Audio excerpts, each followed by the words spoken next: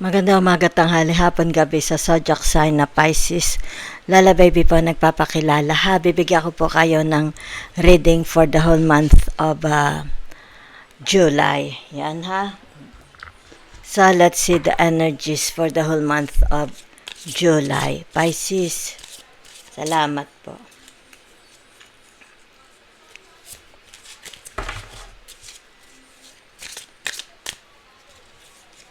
Exhausted daw kayo. Pag napagod ka kayo, recharge and regroup. Yan ha. O maaring dito tinatawag feel financially drained, lacking viable option. Yan ha.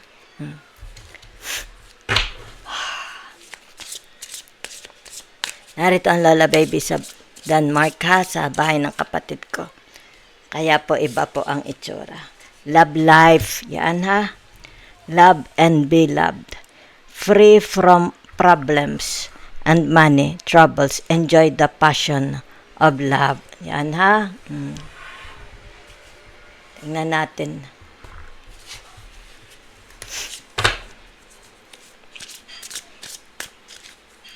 Savings. Okay? Create savings. Create savings for the future. Pisces, huwag masyadong magastos. You always need to put something off for a bad day. Yan ha. Okay. Mag-ipon. Wisdom. Insight. Use your best judgment. Okay? Yan. Insight into the nature of physical objects gives you foresight. Yan ha. Yeah, fruits of labor. Rich gain is here. Magandang balita. It's time to reap the fruits of your labor and become rich. Yan ha, Pisces. Pero mag-iipon ha. Huwag masyadong magastos. Yan, tay.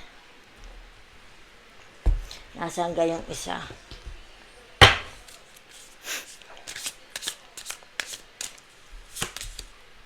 Running. Ayan, takbo-takbo kayo, exercise ha. Jogging. Yan ha. Huwag kalimutan. Baka naman kayo isa yung inyong health na papabayaan ha.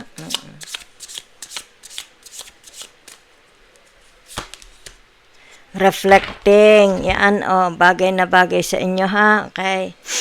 Kung kayo is pagod ang kaisipan, ipamahinga nyo, breathe in, breathe out. Baka kailangan nyo yoga, di ba?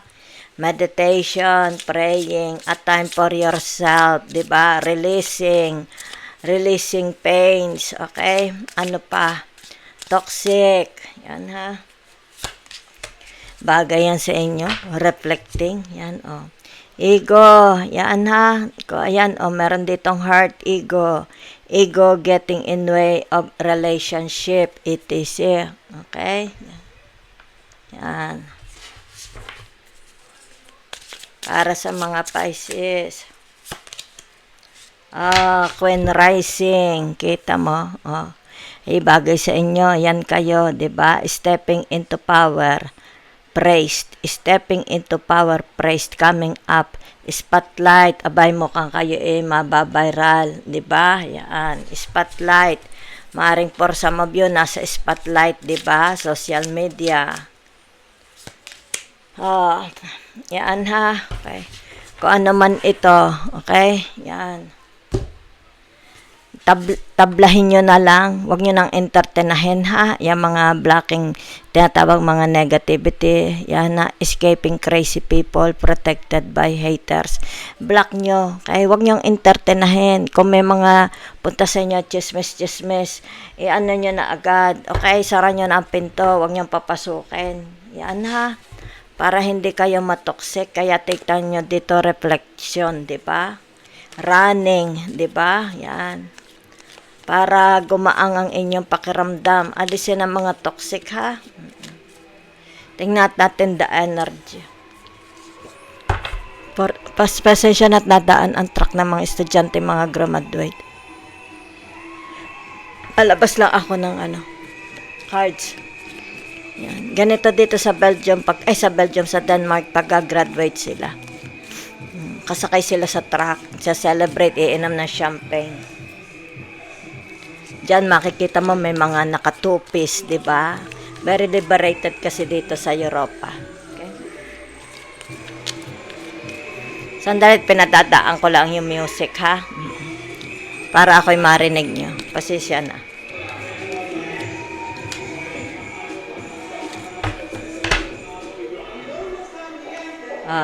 Nako, tumigil din sa harap namin. Nako, tumigil sa harap namin. Pasensya na, ha? Yan. So, meron po dito ang tinatawag the Five of Cups. The Five of Pentacles. Nasa angga. Sandalit para kita ninyo. Yan, ha? Okay. Yan, narito ang tinatawag the Five of Pentacles. Yan, ha? Sumunod ang tinatawag the Eight of Swords. Yan, ha? So, ang nakikita ko dito sa inyo is tinatawag na, yan, okay? Yan. Ito yung tinatawag na mga pangangailangan, di ba?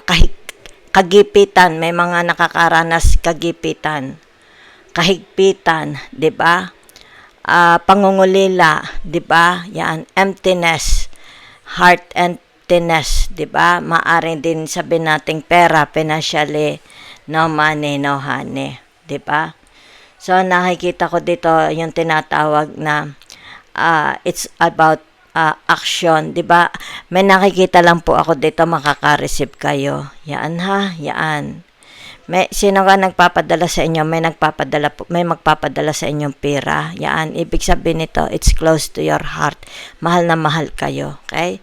Maring kapatid mo, asawa mo, anak mo, di ba? O sino naman ito. Ibig sabihin nito, mahal na mahal niya kayo. Kumbaga dito kayo, itong taong ito, dito ka palagi tumatakbo. Pisces, ito po is, pwedeng energy mo or energy nila, di ba? So, kayo na lang po kung kayo relate ko sino baga ito. Yan, ha? So, ibig sabihin nito, laging nag-uusap sila, di ba? Yan, nag-uusap. So, ibig sabihin nito, yung tinatawag mahal na mahal niya ang tao na ito. Kumbaga dito, lahat ng problema niya, pag sila is nag-uusap, di ba? Dito siya nagko-confront, dito siya nagtatapat ng mga problema, di ba? So, ibig sabihin ko sino man ito sa buhay ninyo, kay maaring kayo din ito, di ba? Yan. Meron kayong mga katapatan. Yan, ha? So, nakikita dito yung tinatawag na dito nakikita yung kahirapan ng inyong pag-iisip, kahirapan ng inyong damdamin, kahirapan sa pera, kahirapan sa pag-ibig, di ba? Kahirapan sa pagkain, kahirapan sa business or sa trabaho, di ba? Yan. So, nakikita dito yung tinatawag magulo. It's like nakakapagod yung kanilang araw-araw na pakikipagrelasyon sa tao, di ba? Yan. Kaya dito nakikita yung tinatawag kapaguran, okay? Exhaustion. Yan, ha? Dahil narito ang tinatawag. Ang nakikita ko kung kayo ito, the Five of Pentacles, di ba? Kayo ang kumbagay nagbibigay, di ba? Yan, umuunawa, nag-aareglo, nagbibigay solusyon, 'di ba? Yan, binibigyan mo solusyon kung sino man tong mga taong ito, 'di ba? It's like wala at wala. Pero kung kayo naman ito, ibig sabihin nito yung tinatawag na napakahirap ninyong makahingi, 'di ba? Yan, it's like kung sino itong mga taong merong kaalwanan sa buhay, may sabihin natin sa pamamera, hirap na hirap kayong makahingi, di ba? Kung ito'y pag-ibig, hirap na hirap kayo, it's like madamot sila, okay, sa pagbibigay ng pag-ibig sa inyo, okay? So, kaya na lang po kung kayo is anindine, kayo ba yan o sila? O sabi ko, relate kayo. Salamat po, ha?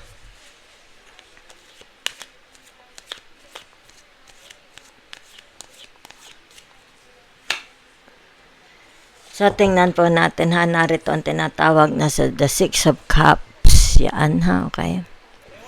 So, ibig sabihin ng the Six of Cups na ito, yung tinatawag may kapartner, it's like may kapartner kayo, di ba?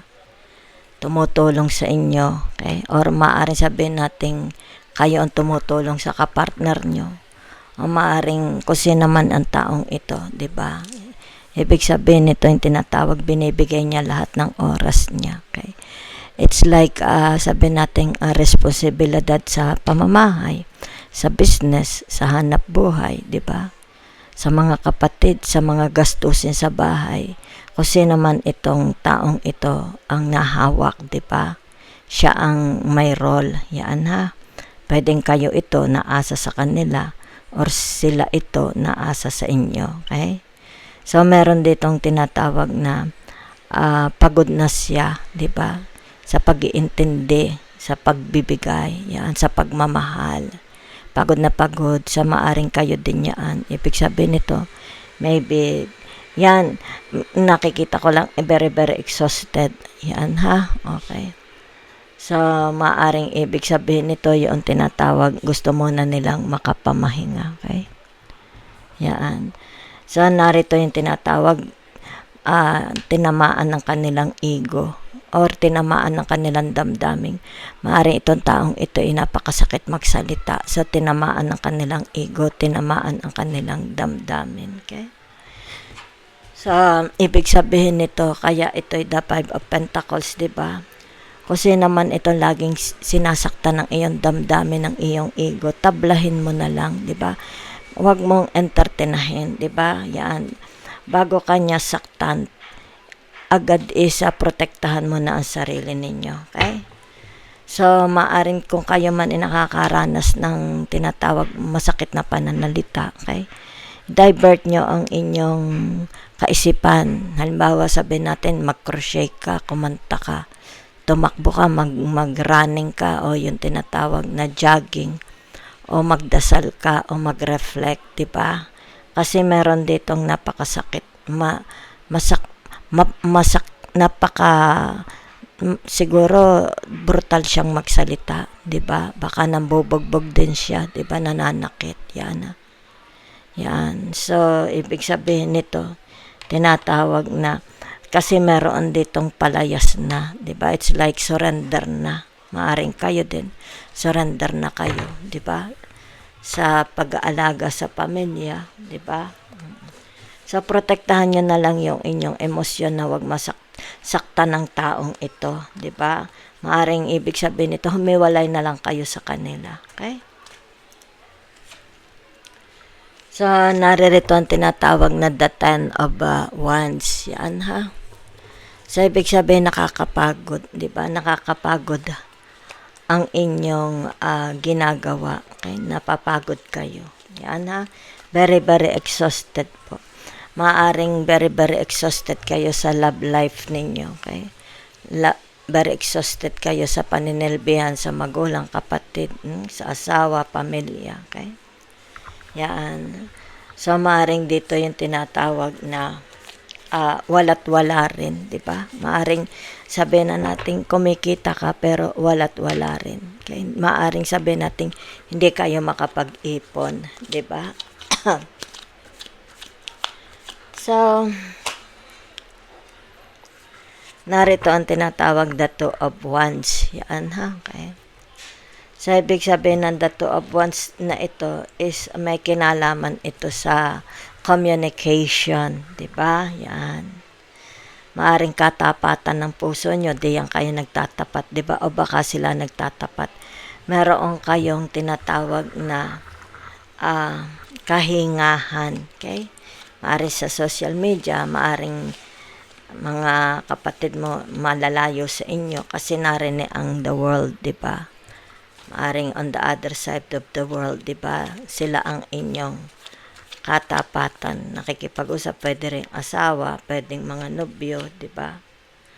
So, naririto ang tinatawag na the Justice Libera. Okay? Yan.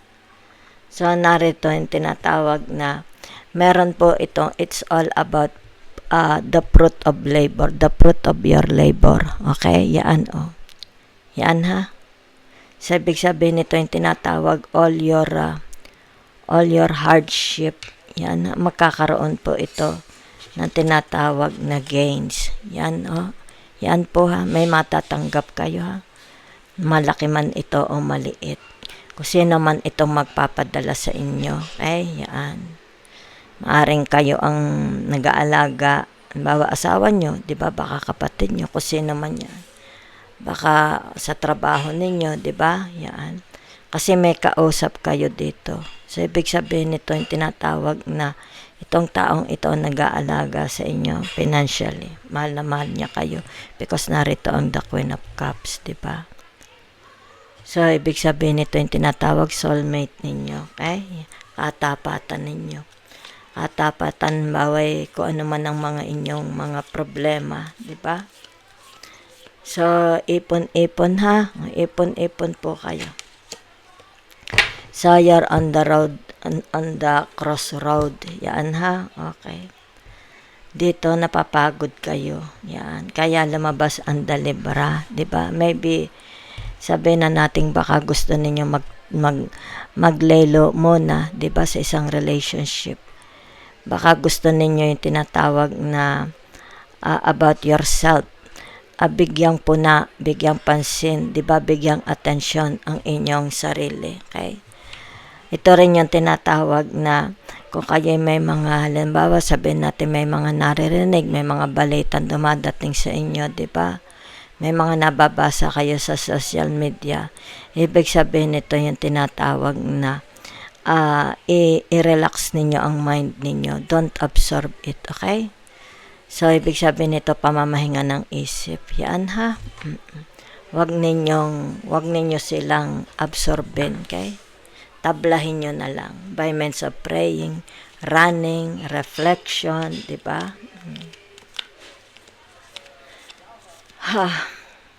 So, nakikita dito yung tinatawag patas, di ba? It's like, when you love, ito yung tinatawag love begets love.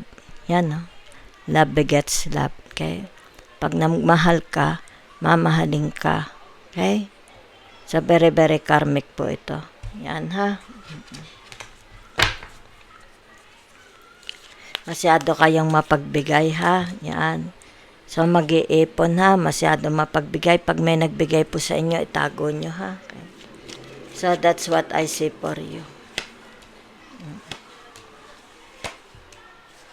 Okay.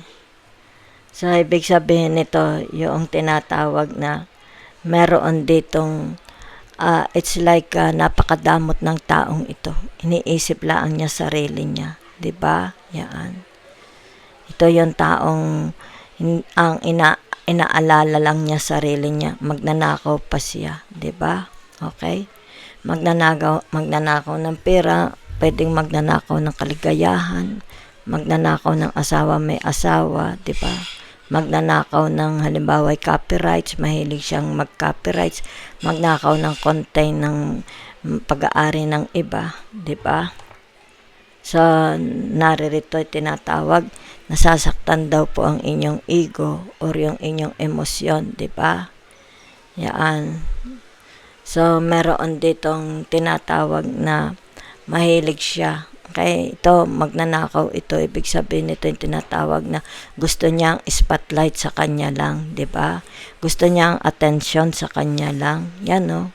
Mapag-angkin ang taong ito. Di ba? Kung halimbawa sa magkakapatid, meron kang kapatid, gusto niya, siya lang ang apple of the eyes, siya lang ang spoiled, siya lang ang mamahalin, huwag papaluin, di ba? Yan.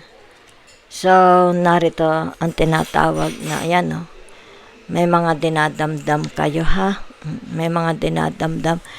Huwag niyong absorbin, ha? Yan. So, narito na po the fruits of labor. Yan, ha? So, ibig sabihin nito, yung tinatawag ko mag-iipon kayo, ay di iyan.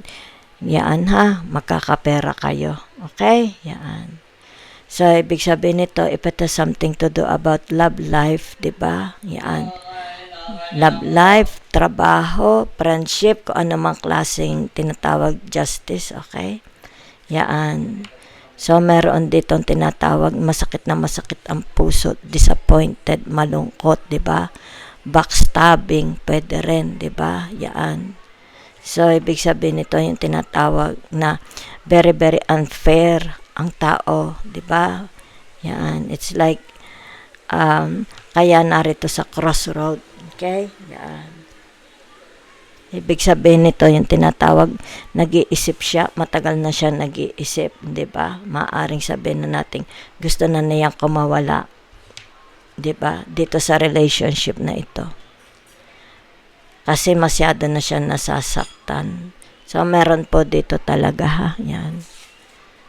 Yan. So, it's about your wisdom, okay? Tamang pag-iisip. Yan, ha? Okay. So, masyado nasasaktan ang kanyang ego. Pero wag ka malungkot yan, no? Kaya ito'y narinig. Kaya yan, no? Diba? Yan po, ha? Okay.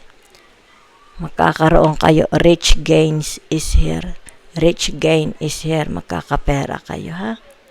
Kung sino naman itong mga kausap ninyo magpapadala sa inyo. Salamat po.